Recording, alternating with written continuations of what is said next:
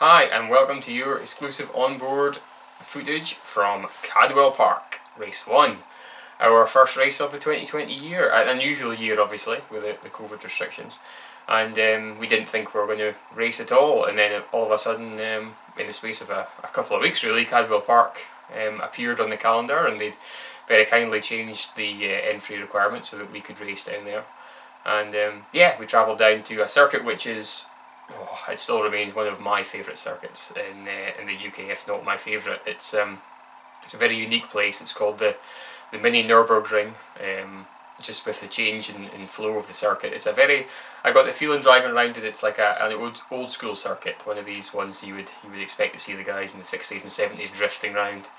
The first half of the lap is sweeping fast corners. The first corner's flat out up a very steep hill, and then there's a couple of big sweepers there, and then the second half of the lap really goes into a really tight technical section over what they call the mountain. You come out of one chicane and the car goes light over the top, and then through under the trees. It's a fantastic place. When you get there, it's nestled away in the Lincolnshire countryside in this really steep valley, and you come into the paddock, and then as you appear in the paddock it starts dropping off, and then you get down towards the pit wall and you just see this valley in front of you. It's a fantastic place with a little ribbon of circuit running back and forth and then up the sides, and it's at some place.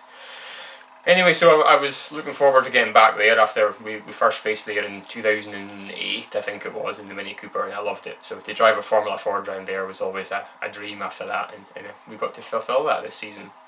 So yeah, the practice went quite well. We seemed to be on the pace of a couple other guys that were there from the National Series.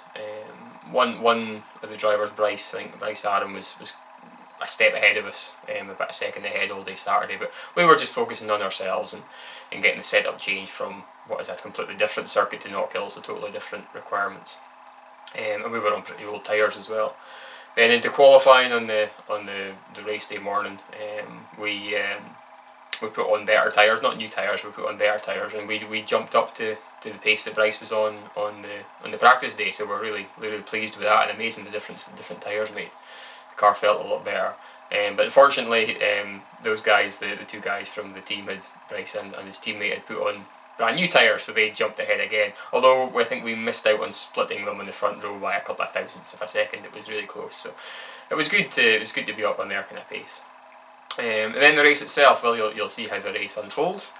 We got initially a great start, and then because of the narrowness of the track there, I was kind of forced onto the grass. I got such a good start that I had to take avoiding action to try and get by the guys in front, and the grass lost its momentum, and that put me back into the clutches of some of the cars behind. So we had an interesting couple of opening laps trying to fight our way back through up to P4, and then to catch the three in front, who were the guys like us on more modern machinery. We gradually caught one of the guys in P3, which turned into P2 actually, because I think Bryce had went off whilst leading, which again you see on the footage. But such was his pace that he caught me, and then I think on the last lap I had a little mistake into the right hander at the top of the hill. I think it was a gear related mistake. I couldn't find the second gear for some reason, and the car spun wide, and then he got by me up to third, so we ended up finishing fourth. But yeah, it was a good race, and yeah, just to drive the circuit again was fantastic, and hopefully you enjoy the onboard. The camera always flattened things, so as crazy as it looks on the onboard, trust me, it's even crazier in person. Enjoy.